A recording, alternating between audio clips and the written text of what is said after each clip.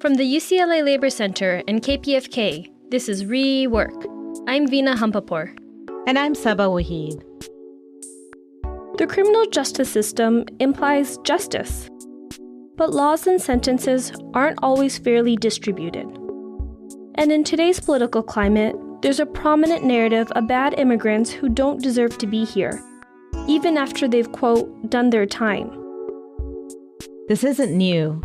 It's a part of a much longer history of criminalizing immigrants and refugees in the United States.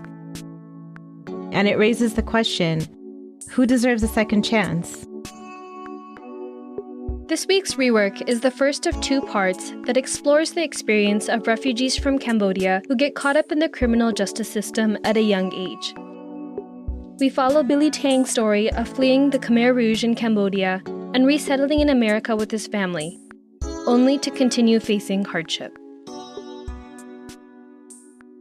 The earliest memory that I can piece together was just seeing broken rooftops or some type of like shack with openings where the sun was exposing, into the place where I was at.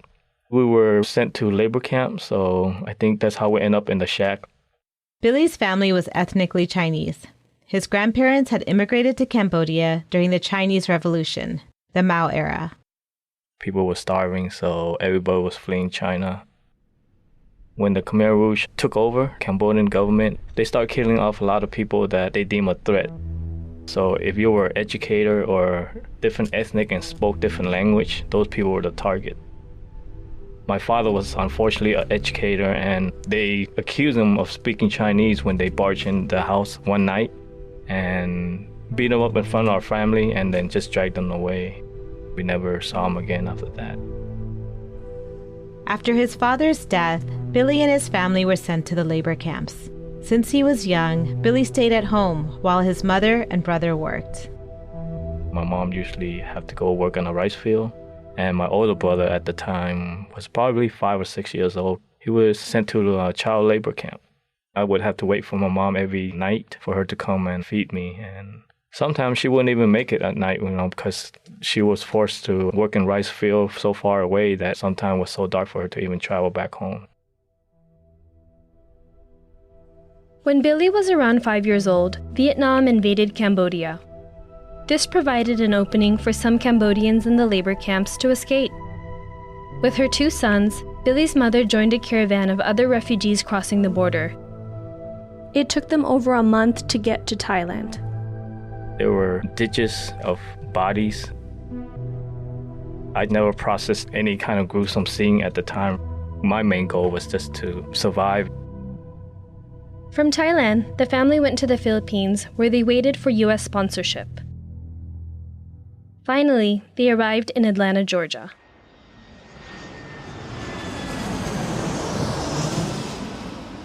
The first day of school, I thought that they were going to take me away from my family again, so I do remember just crying that first day. And everything else was pretty foreign to me. I still didn't understand what was going on at the time.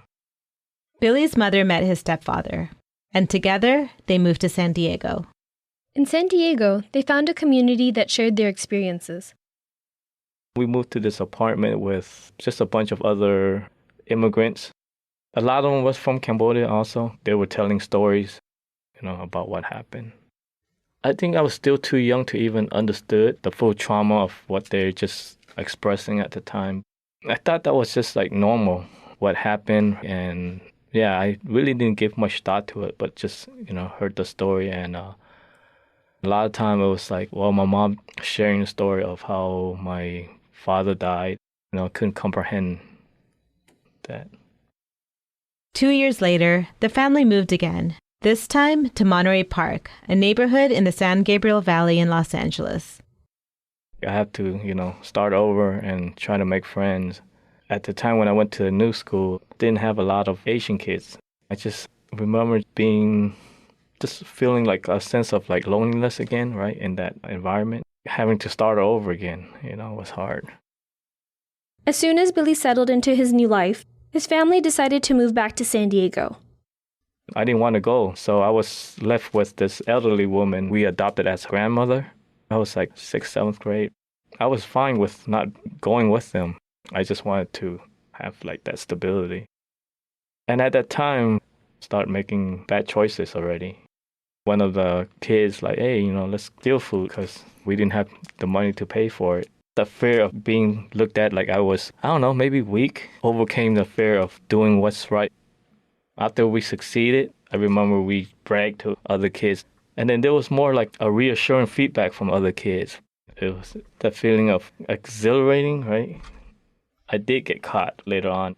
The elderly woman talked my mom into like, he just didn't have money to pay for it, right? So that's why he did what he did. And so I didn't, get the whooping that I thought I was going to get.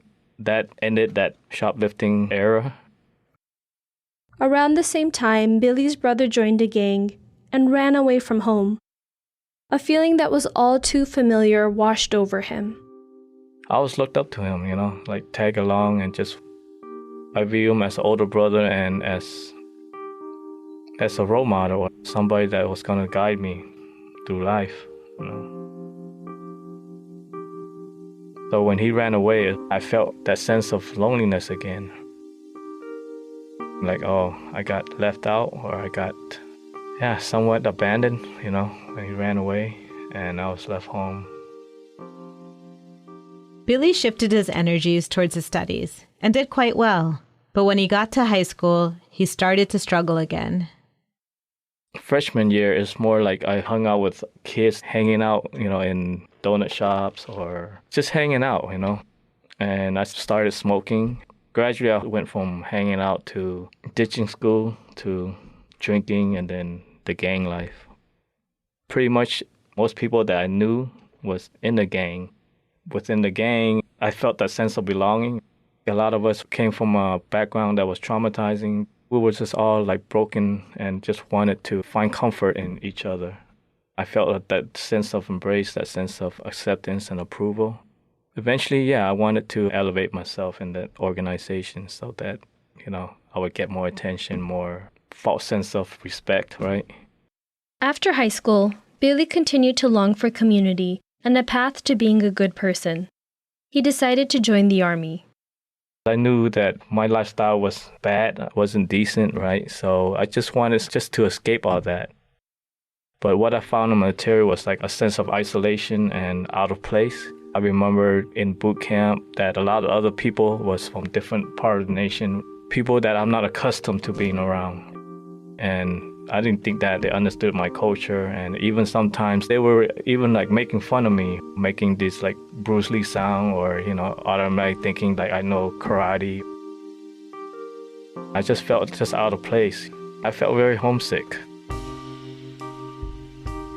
Billy left the military after his term ended. He came back home with even a greater desire to belong. Longing to belong drove me right back into the gang atmosphere.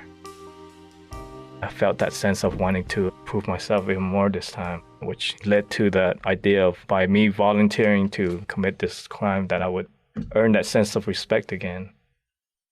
We were going to rob a tour bus that people was going to go to Las Vegas, and someone brought up the idea that these people was going to go to Vegas and throw away their money anyway, so why not just take it from them?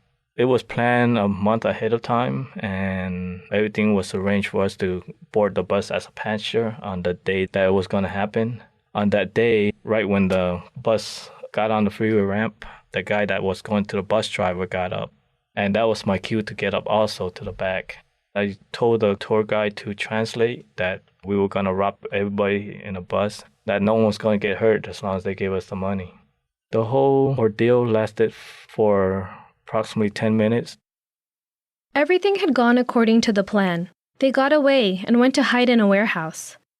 But later, one of Billy's partners went out to get food and was stopped by the police.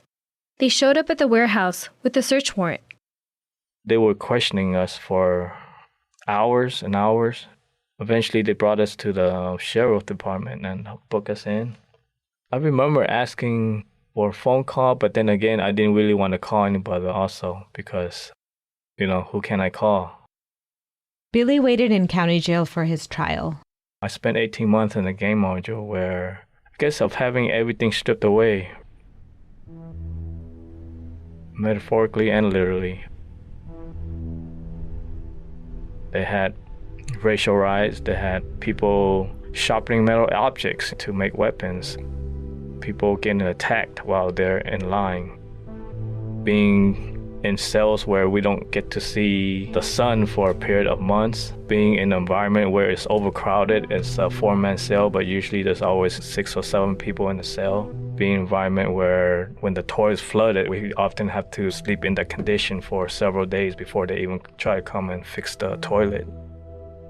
Once the light is out, you see mice running around on the floor. That condition of being involved in a violent situation and witnessing a lot of abuse of power. Oftentimes the fear is, if the sheriff cuff you up and bring you to a room, you're going to get beat up and you'll be lucky if you survive that.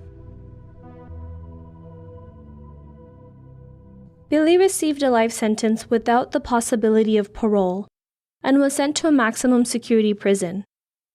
He believed he would never get out. We were talking about the era where Pete Wilson said there's no parole policy, and Gray Davis followed that through. So the idea was I'm pretty much done, with any kind of freedom or just being able to see another daylight again. That was hard. In the 1980s and 90s, the U.S. had pushed tough-on-crime policies that included more funding for prisons and harsher sentences, such as mandatory minimum sentences and the 3 strikes law. By 1990, California led the way, increasing its prison population faster than any other state. These policies especially impacted low-income men of color. The prison was very new at the time. I remember just being the first guy in my cell. The first time I stepped into a prison yard, I remember this big old gate closing behind me. We're closed in. We couldn't even see any freeway. There was no sign of civilization besides just concrete walls and buildings. Entering my cell was the same.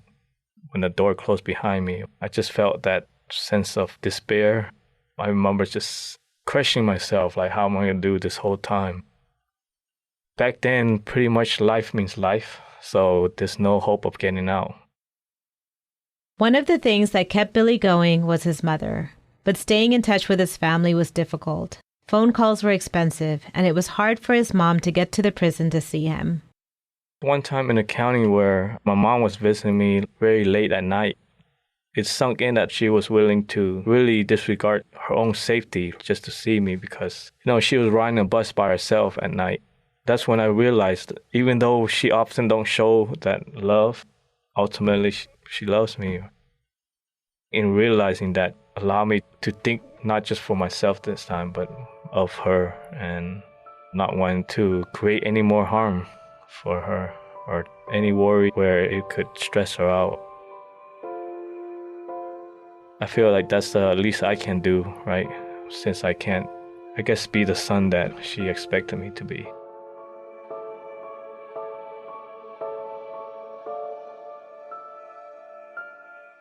Eventually, Billy decided to go back to school. There was a college program. I remember just trying to get into one of the programs where all the books and everything was paid for, but then being a life inmate, you weren't high priority on the list because you weren't getting out anytime soon. So the program went to people that had a chance of re-entering society in the next years or a couple of years. Being a lifer was just like we didn't have that kind of priority. We were able to fill out the grant for just to cover the tuitions, but we still had to pay for our books. But I would just ask people to borrow the books from them, and I would buy maybe 1 or 2 books and kind of do a trade. I did that for 4 years. I think that really helped a lot. My first class was sociology and just learning about, I guess, the social environment as a whole and not just looking at everything in a microscopic vision like I used to. For me, that really expanded my mind as far as just looking at things in a different angle and diversifying my whole thought process. And gradually, I just took classes that are more stimulating to the mind, philosophy or critical thinking, right? That challenge my way of thinking, how everyone exists in society. Billy received an associate's degree, but he wasn't done with learning. Gradually, I started taking a lot of self-help programs. One of that first class was called Breaking Barriers. It's teaching us how to change our belief system, that we can do better. We're capable of more than just the gang environment. I kind of started thinking outside the box a little bit. Eventually, the self-help classes helped me as far as just reinventing my values. And I think one class that really stood out was the Victims Crime Impact, where, I really truly saw the ripple effects of my actions, right? At the time, my action traumatized everybody at the bus. I remember thinking back then, I took away their sense of security, their sense of enjoying any vacation that they're going to engage in the future, It's always that fear that something was going to happen to them. At that point, I realized that was more trauma, that damage was more than physical harm, that lasting effect that I have because of my action really allowed me to make that step of transformation to just I need to do better, I want to do better. And that overwhelming sense of guilt at the time.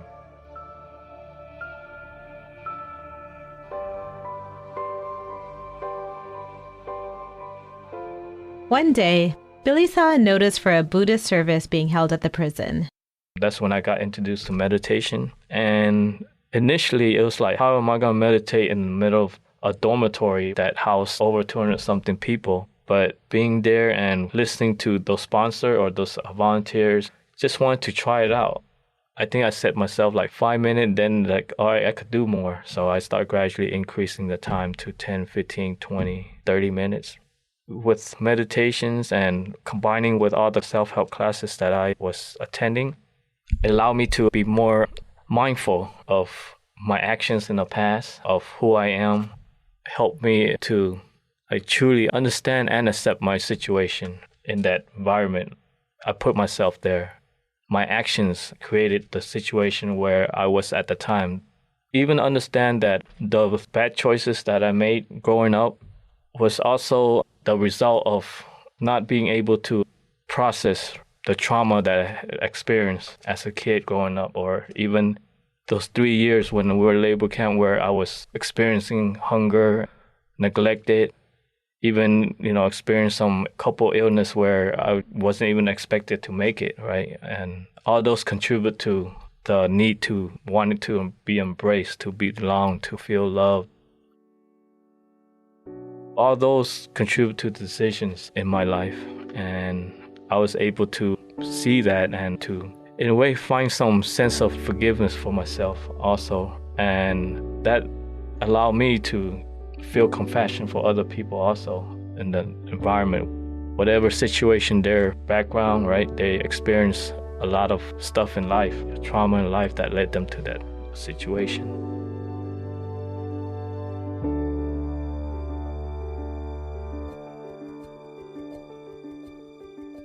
In the early 2000s, California's prisons were so severely overcrowded, the U.S. Supreme Court deemed them cruel and unusual punishment. The state began to make a series of reforms that reversed previous policies. Billy started to hear about other people with life sentences getting parole, so he decided to petition, and he was granted parole in 2016. All of these positive changes that he was making in his life were paying off. After 21 years in prison, Billy was finally going to be free.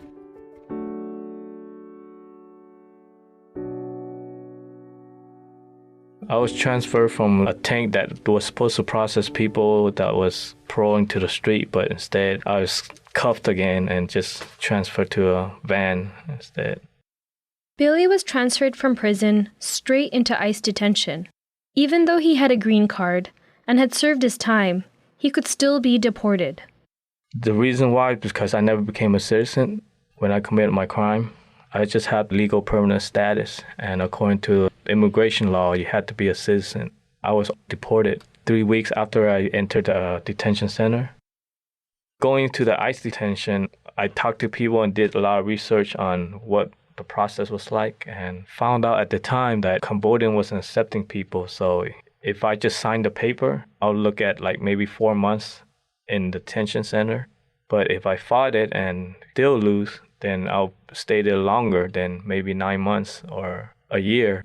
So I did choose to sign it because there was no way for me to even beat deportation because of my crime. So at the point, it was just like, you know what? If I get deported, then I'll just start a new life at a different place. And that would be like a new beginning for me. Cambodia denied Billy citizenship and wouldn't accept him. Since the U.S. was unable to deport him, they released him. When I re-entered back into society, I wanted to be more involved with community, so I joined several nonprofit organizations for re-entry. And for 1.5 years, I was in the process of just trying to obtain a job, right, and learn what I can. Technology was challenging for me. Getting back my driver's license was challenging. Work was also challenging because I had to wait 6 months for a work permit. Everything combined was obstacles, but I had my freedom, right? So, yeah, I'd rather have these obstacles in front of me any day versus being in prison. I was grateful just to have a second chance. The world had changed, and Billy was adapting. He was piecing his life back together. But then, in October of 2017, ICE took him again. The Trump administration decided to enforce the deportation orders of anyone who had committed a crime. Billy had survived the 1990s tough-on-crime era, but was now being dragged into the war on immigrants. He was flown across the country to 6 different detention facilities. The second round of detention was especially hard. I was actually reestablishing my life again, and to have that snatched away, to have to go to a different place to start over, it was just harder to accept. Those were the feelings in there, just hopelessness. I witnessed an 83-year-old grandpa that was with us being in a processing tank for more than 25 hours. He had a bad health condition, and just for him to be there and suffer through all that, it was just heartbreaking to see. Some of these people, they were already out here working, right, contributing in tax, supporting the family. And all of a sudden, they're going to be deported to a country where they don't have any recollection or don't even know the culture. We're here, we grew up here. American lifestyle is all we know. We have family here. I witnessed a lot of guys in there that spouse just gave birth to their kids. They're struggling in there, not able to hold their kids, or the thought of just being separated from the infant children. If it wasn't for nonprofit organizations, attorneys filing injunctions to stop the deportation, which allowed me to file a writ to reopen my case. So after 6.5 months, I was able to bond out. Billy was out again, though not completely free. I was on an ankle monitor for 3 months because they said that I'm a flight risk. Even though I was free, I was still being tracked. I continued where I left off, which is get involved more, and this time it was more incorporated into being more active in the immigrant advocacy section. So I was fortunate to know people, right, and to be able to be in a space where I could learn from people that are experienced. Yeah, just going out there, sharing my stories, encourage others to share there as well, and continue, with the meditation practice to continue to network with people, participate in workshops that teach me about organizing or networking. All those was very new to me. Someone suggested that Billy petition for a pardon. For him, it was a long shot, but so was getting paroled on a life sentence. With encouragement from people around him, Billy decided to go for it. We filled the application for pardon, and fortunately, I was pardoned on Christmas Eve by Governor Brown. Yeah, I just remember it was just such a... Yeah, I was very happy, right? But I was like, not really believing that it's actually even happening. I'm very fortunate, to still be here and to continue to share my story and to continue to encourage others also to share their story.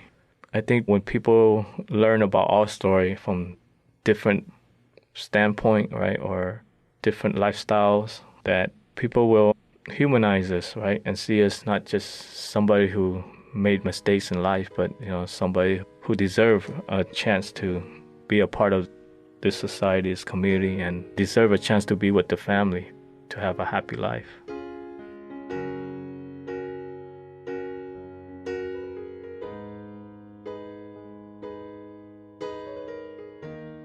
On his way to the radio station to record this interview with us, Billy got an email from the Electricians Union, IBEW.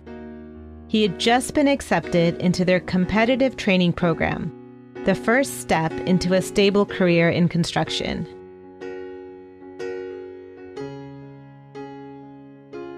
Billy had been searching for community his whole life. Now he sees it all around him and within himself. I have this understanding now, right? I know now, right, that my mom loves me and the family love is there. So yeah, it's been amazing for me just to be able to be there for them, to be able to physically be together on holidays, right? Not just through phones. My whole outlook now is just that appreciation for life, for every little things, right, that I used to take for granted. Yeah, so just being able to be here with my family, care for my mother when she grows old, and to, experience, be a part of my nephew and niece's life as they grow up, right? That's priceless. I mean, I can't even describe it with words. Now I realize that, it's okay to be alone sometimes, right? That loneliness is not a bad thing. And yeah, a lot of times, I don't feel that loneliness, right? I know that I could go to community or my family's there. Sometimes I want to be alone, right? And that's okay too. It's okay to have that feeling of to want to be alone.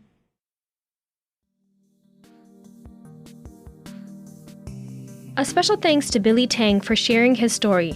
Stay tuned for our next episode, which will be part 2 of our mini-series on Cambodian refugees caught up in the criminal justice system. You're listening to Rework, a program of the UCLA Labor Center and KPFK. This week's show was produced by Saba Wahid, Vina Hampapur, Amy Zoe, and Pam Gwen. Editing by Vina Hampapur and D'Angelo Jones. Subscribe to Rework Radio on Apple, Spotify, or Google. Visit our website at reworkradio.org or Facebook at /reworkradio. You can also find us on Twitter and Instagram at rework_radio. Till next time, rethink, rework.